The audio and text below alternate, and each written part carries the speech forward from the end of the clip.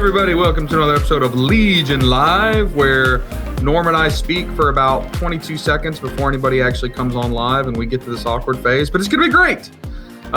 Those of you that are watching, thank you for actually showing up and listening to us. And those of you that are watching on YouTube, thank you, because you're actually the only people that see the first 25 seconds or so of these lives. And we love you for it. We love you watching it.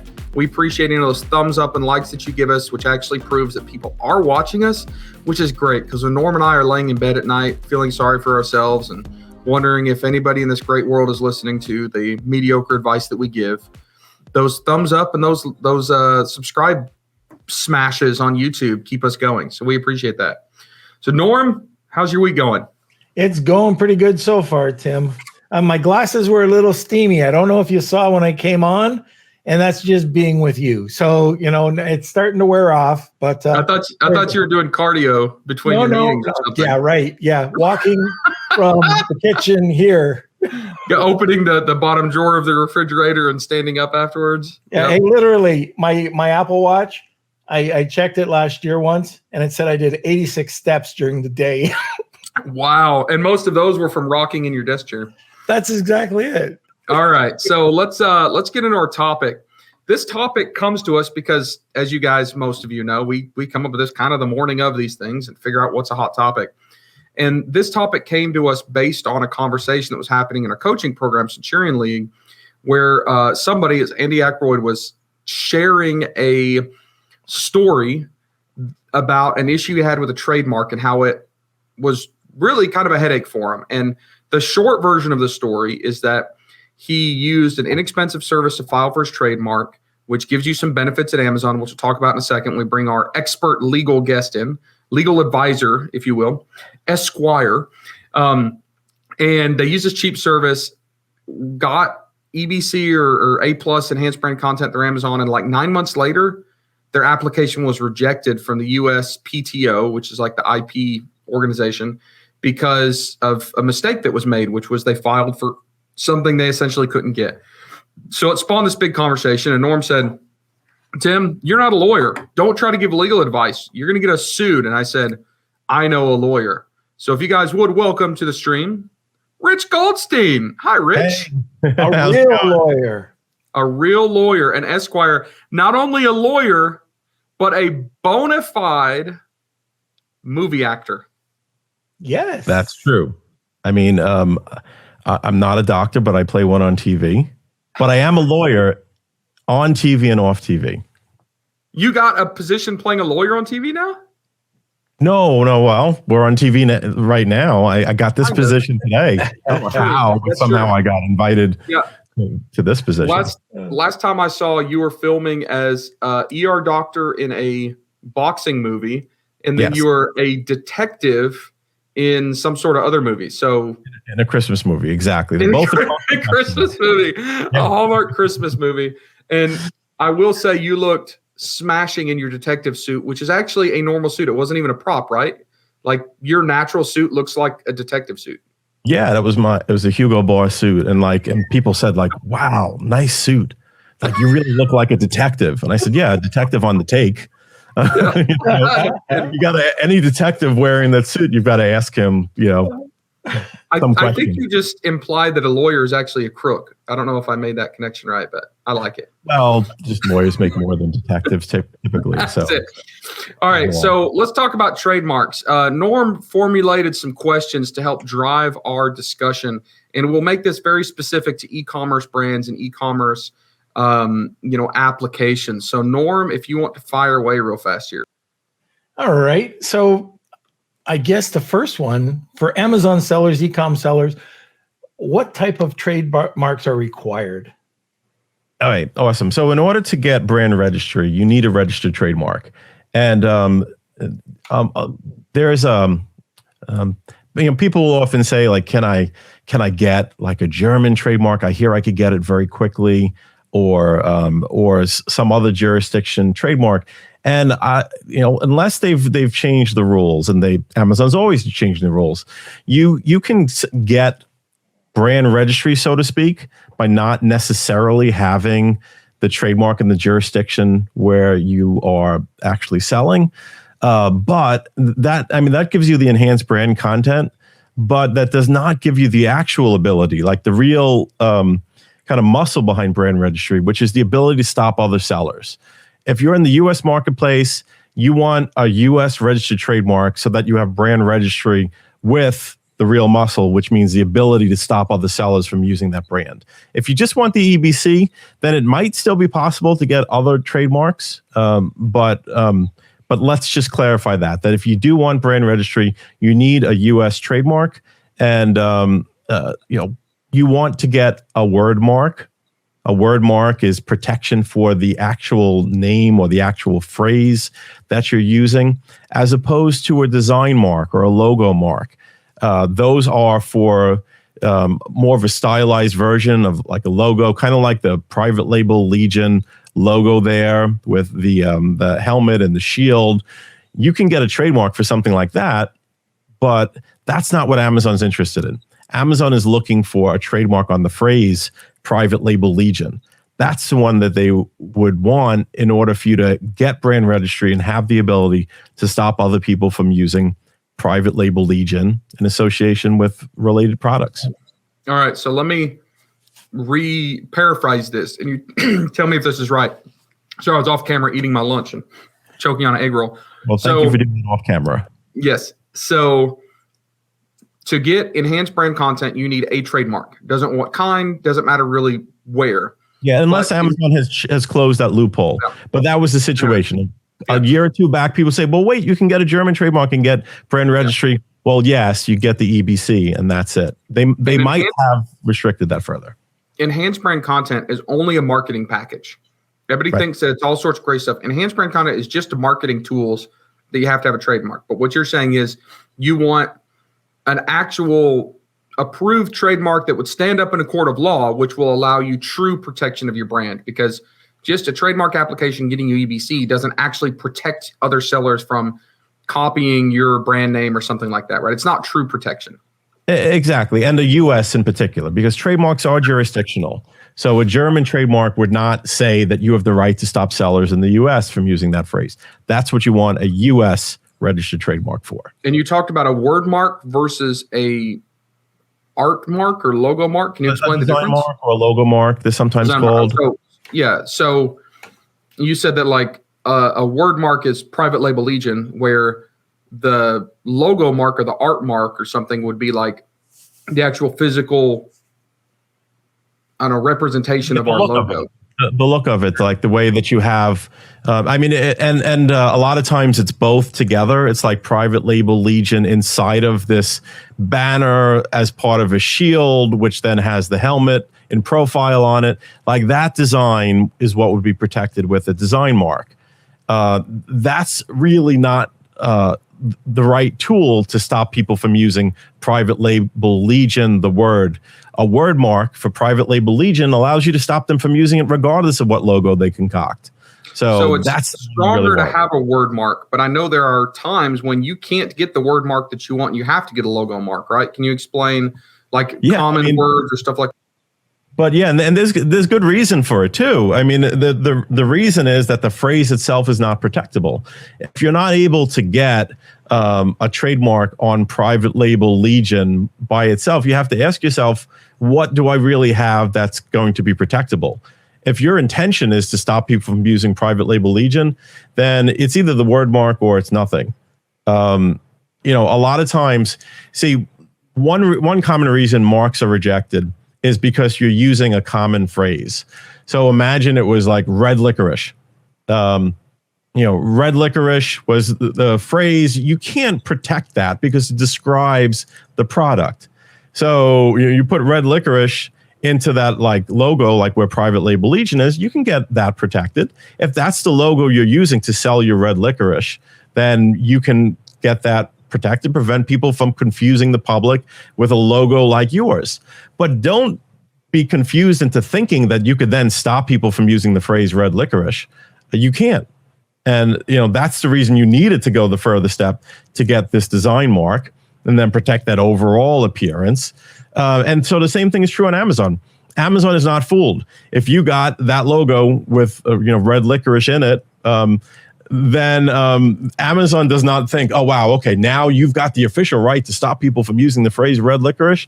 No.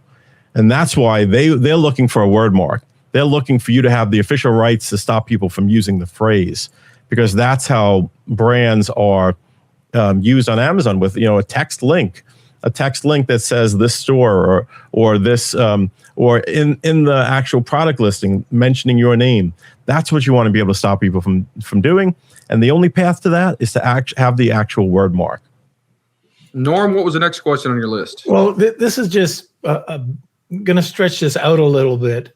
Going back to the generic word mark that you're talking about. So let's just take Candle Club.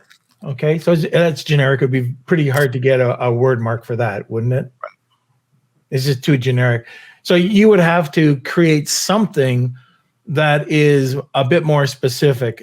Candle Club for men, Red Candle Club. How specific do you have to be to get outside of that generic category? Yeah, I mean, it has to be something that doesn't actually describe the product or service. So Candle Club, if it's a club, then that's descriptive. Candle Club for men, if you're focused towards men, is still descriptive. It's like you need to look for a distinctive term that you add to it. So I don't know, like vintage candle club. If they're brand new candles, then it's misdescriptive. Yeah. Not really. You could do like Harry Hippo's Candle Club. Yeah, like exactly. Or Big Papa Norm's Candle Club. But what I'm thinking about, Rich, is if I wanted to create off of Amazon a website, I'm just trying to think how I can skirt the issue a little bit. If I created a candle.club site and I had information for men, content for men, videos on what men can do with candles, and then I went in and I tried to trademark Candle Club for men. Could I not use that because there's what you're selling is the site, and you can get into some products as well to support the site, and then flip it over to Amazon? I might be getting too much into it, but I'm just trying to see how I could skirt it. Yeah, I mean, there may be a strategy involved in there. And remember, the thing that's important is what is the actual product you're selling. So if it was Candle Club, first of all, and you were selling hats and not candles, then that's not describing the product or service. Right. If it's Candle Club, if you're just selling candles in the store under the name Candle Club, like, it's not really a club, you're selling candles, right? And so like that is probably okay. If you are selling them online and candle under Candle Club and you've got like a subscription service where like you get a candle every single month, then that's kind of like what a club is. And like, so then that's probably an issue. So it's really a matter of what the product or service that you're selling is. Okay. And so whether you're random and unrelated to the actual product or service, the more likely you are to get it. Yes, exactly.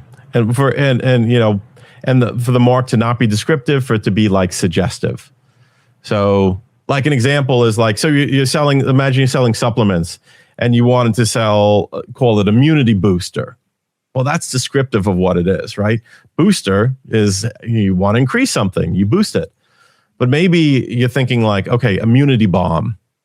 Oh, okay, that's suggestive. What is a bomb in relation to supplements? It's nothing, but it suggests something to the consumer of, something explosive, something that's aggressive and fast acting. Maybe something you take that it kind of deals with your immunity systems, rapid fire. So like immunity bomb, that's perhaps suggestive, where immunity boost, immunity booster, that's just descriptive. You can't register that. So look for suggestive. And I'd like you to clarify something else. So let's talk about Amazon Brand Registry. By enrolling in Amazon Brand Registry, that does not mean that it speeds up your trademark. Like I hear people, oh, I'm going to get my trademark in 2 weeks. Well, that's not what you're getting in 2 weeks. No, Amazon has basically, see, the deal is a few years back, Amazon began requiring that you have a registered trademark in order for them to put you in brand registry. So they did that for a few years ago. Then there was this interim program called the Brand Accelerator, the IP Accelerator program, et cetera. Won't get into the details of that. The point is right now, what they've changed it to is very simple. It's like if you've applied for a trademark, regardless of who you applied for it through, in other words, whether you use the law firm or not, they will temporarily give you brand registry. So you don't need to wait until the trademark goes all the way through the process, which takes about a year these days. You'll get brand registry immediately after you file. The trademark will take its normal time that it takes to go through the trademark office, and Amazon keeps an eye on it so that if you get denied the trademark, they'll take away the brand registry for you, which is, I think, the situation Tim was describing in the beginning. Right. But the point is, having brand registry, having that temporary brand registry doesn't speed up anything with the trademark process. It's just like Amazon gives you this extra little, like, okay, we'll give you brand registry for now, and then we'll see what happens, which is cool. But just filing a trademark doesn't mean you're going to get it. And that's important to realize. All right. So let me ask this. In a typical real world scenario, we talked about the art mark and the word mark. Which one is actually easier to get typically? I know that we said the word mark is more powerful, but is one easier to get? It's usually easier to get the design mark because there's just a lower standard applied to it. So it's typically easier. So easier to get, but lower protection. Right. All right. And like I said, I mean, it may be a false sense of security, and it may also not be sufficient, like for the purposes of brand registry. So keep that in mind. Rich. All right, Norm, what else? Yeah, when you're looking at I'm going to go back to the design mark for a sec. If you take a look at that private label Legion with the helmet, and you've got the shield there, if we wanted to change that and alter it to just the helmet, so sometimes, let's say on an embroidered shirt or whatever, you would have the helmet. In a digitized version, you can go and do this because you can get very fine detail. Do you have to apply twice? It would be helpful to apply twice. And if you were a larger brand, then you probably would. So like major brands have lots of trademarks for different ways in which, for different things that they show on their packaging versus their website. A major brand like McDonald's, Coca-Cola, they have hundreds, if not sometimes thousands of trademarks covering those different items. So it would be helpful overall to wonder if someone, let's say, who just used the helmet would be violating your trademark. The standard is likelihood of confusion. So if you had the trademark just as it's shown on the screen there with the full shield, the banner, and the helmet, and then someone just had like the helmet with the red, and they were doing Amazon consulting, it's likely that they would be confusing because people see that, they think of you guys, and they would think, oh, it must be affiliated with private label Legion. So even if you didn't do a trademark registration for the helmet alone, this trademark would probably be enough to carry the day, simply because it's confusing. It would be confusing to customers. All right. And I have another question just about common misconceptions or mistakes that sellers make. Yeah, I mean, I think the biggest misconception people make when they jump into the process and file a trademark and even get a trademark is first of all, just applying for the trademark doesn't mean you're going to get it. Second of all, getting the trademark registered doesn't mean that you don't have a conflict with anyone else. It's possible for you to have a conflict. The trademark being registered means that it's someone's opinion, the trademark examiner, that it was okay to be registered. But a lot of times there are disputes after the fact where someone notices your trademark and says, oh, my God, like why do you have a trademark in this? Like, I've been using this for 5 years, and they could start a cancellation proceeding to get your mark canceled. And so it really pays to not cheap out in the beginning, and to get some digging to see if you really have the right to use this name. And it's not just a matter of like, well, we did a quick search, we didn't see anything too close, and now we're applying. Like, you want to take that step seriously, because rebranding a year or two down the road is going to be incredibly expensive compared to just switching direction right at the beginning with the right info in hand. And the mistake that I made, this is before the first mistake I made was before Amazon would give you enhanced brand content or A+, before it was approved. I made two mistakes. One is I applied for a word mark and it was too common. So I waited 9 months to get rejected. And then I had to start all over again, another 9 months. And I honestly thought I could just file for it myself. If I would have had Rich look at it in 2 seconds, he'd have said, nope, you're an idiot. Get the art mark. Instead, I attempted a word mark. 9 months later, I had sent in a logo. Let's see. Let me see if I can find an example. Let's see. It was a logo that had the website attached to it. So here's a Tervis cup, my coffee cup from this morning. You guys can't see it, but it says Tervis.com. Well, I sent in a logo that had the brand name with the domain underneath it.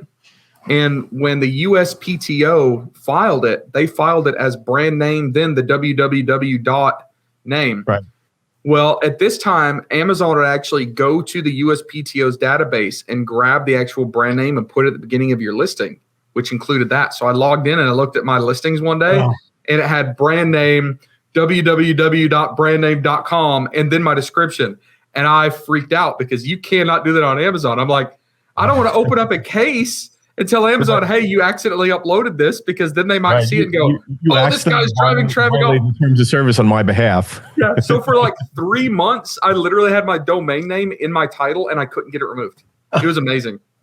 So don't put, if you send your logo, don't put like we would do Private Label Legion. And then if we put privatelabellegion.com under it, don't apply for that mark, because they'll include the domain name in your title, which is weird. Anyways. Well, awesome. That's really good information, Rich. I thoroughly appreciate you jumping in last minute. I was going to try to explain some of this stuff, and I'm glad I didn't. And Norm was like, no, you freaking knucklehead. Let's actually get the real guy in here. So I appreciate the short notice. I'm glad I was available. Normally, I'm booked back to back on Tuesdays, and I had this time open. So I'm glad Amazing. It worked out. And you've got some free information on your website. It's Goldstein Patent Law. Isn't that right?